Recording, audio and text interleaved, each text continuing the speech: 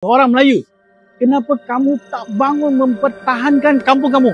Kenapa orang Melayu diam saja? Little Gaza sedang berlaku di sini depan mata kamu. Satu persatu aset orang Melayu nak digadai. Sebelum ini Kampung Baru, sekarang ini benteng terakhir orang Melayu iaitu Menara Kuala Lumpur turut menjadi sasaran. Jika di Indonesia identitas bangsa sangat terjaga berbeda dengan yang terjadi di Malaysia, selain negaranya yang sudah mulai dipenuhi warga asing, hingga warga aslinya tak terlihat. Tanah dan aset warga Melayu di sana juga mulai dikuasai suatu etnis, hingga warga Melayunya terpaksa untuk minggir dari tanah sendiri. Selain satu persatu tanah dan aset warga Melayu yang diambil alih, hak warga Melayu di sana juga dirampas. Bahkan, berdagang saja mereka harus bersaing dengan warga asing yang ilegal, namun justru Melayu yang selalu jadi korban penangkapan.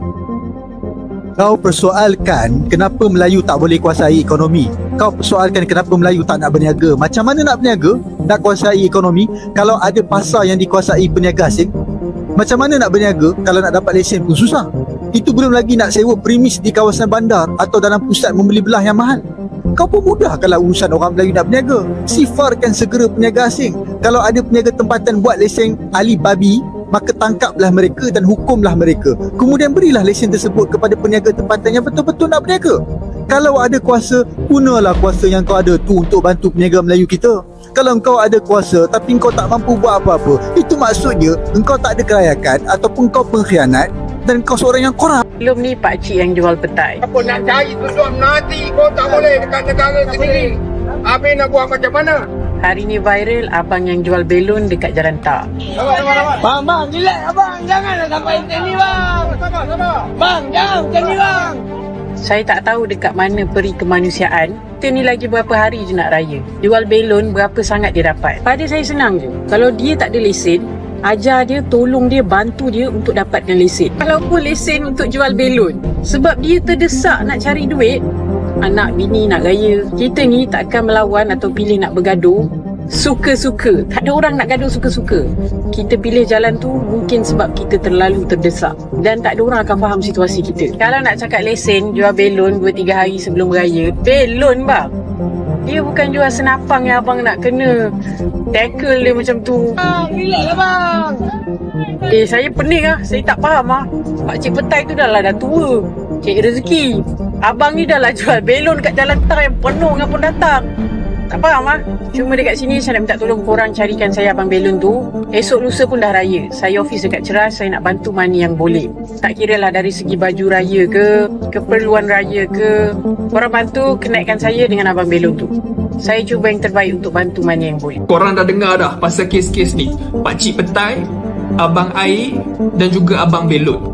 Saya faham yang diorang telah berniaga tanpa lesen dan tanpa kebenaran PBT. Dan pihak PBT pula hanya sedang melaksanakan tugas diorang. Tapi kan PBT, waktu korang laksanakan tugas, kenapa kasar sangat? Diorang ni hanya peniaga-peniaga kecil yang nak tampung keluarga diorang. Dekat Malaysia ni punyalah banyak pusat pelacuran dan pusat perjudian. Yang tu korang tak berkasar pula. Hai orang Melayu, kenapa kamu tak bangun mempertahankan kampung kamu?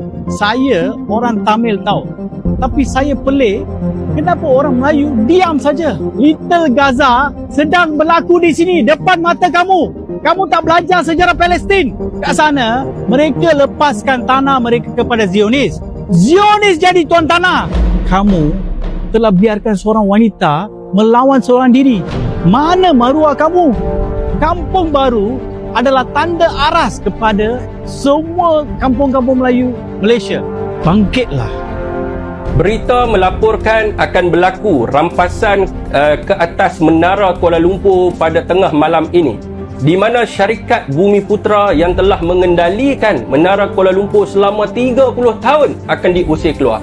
Saudara, saya sebab dengar berita ni. Hampa tahu tak Menara Kuala Lumpur ni apa sebenarnya? Dan kenapa mereka ni berminat sangat dengan Menara Kuala Lumpur? Berdasarkan sumber sejarah dalam arsip negara, Menara Kuala Lumpur ini dibina betul-betul di atas tapak bekas benteng pertahanan Raja Mahdi dalam Perang Saudara Selangor. atau lebih dikenali sebagai Kubu Bukit Nenas. Saudara, kubu ini merupakan benteng terakhir untuk mempertahankan Kuala Lumpur daripada jatuh ke tangan British dan sekutunya iaitu Tengku Kudin. Nama kubu ini diberikan oleh Raja Mahdi kerana di kawasan sekitarnya dipenuhi dengan nanas berduri sebagai perangkap semula jadi bagi menghalang musuh. Saudara dan saudari, bukan itu sahaja. Sebenarnya bagi memperingati Raja Mahdi, tapak bekas kubu ini digunakan sebagai asas utama untuk membina Menara Kuala Lumpur, di mana reka bentuknya dibuat oleh kumpulan seni reka Sdn Bhd dan pembinaannya dilakukan oleh kumpulan binariang Sdn Bhd. Dan kalau tuan-tuan tak percaya cakap saya, boleh sahkan dengan Tun Dr. Mahathir Mohamad, di mana dia masih hidup dan Tunlah yang merasmikan Menara Kuala Lumpur pada 1 Oktober 1996. Saudara, satu persatu aset orang Melayu nak digadai. Sebelum ini Kampung Baru, sekarang ini benteng terakhir orang Melayu iaitu Menara Kuala Lumpur turut menjadi sasaran.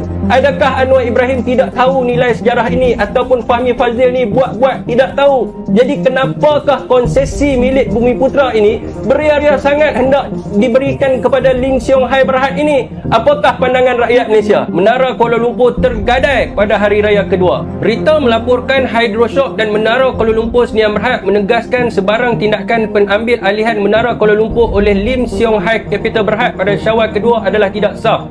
Datuk Abdul Hamid Sheikh mengatakan pengambil alihan ini sepatutnya menunggu keputusan mahkamah.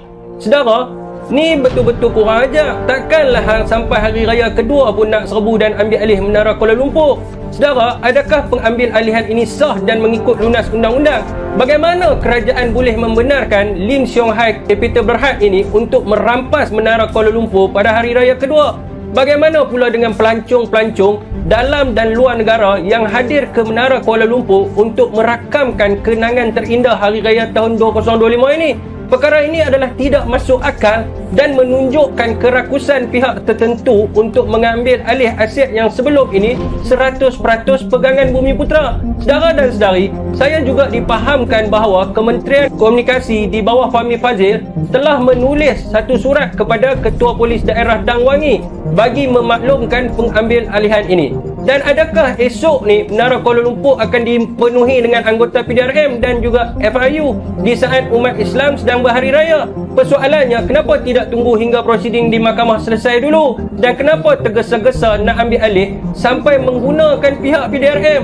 Dan adakah syarikat 100% Bumiputera yang sedang mengoperasikan dan menguruskan Menara Kuala Lumpur sekarang ini mengancam ketenteraman negara hingga terpaksa nak menggunakan pihak PDRM ni?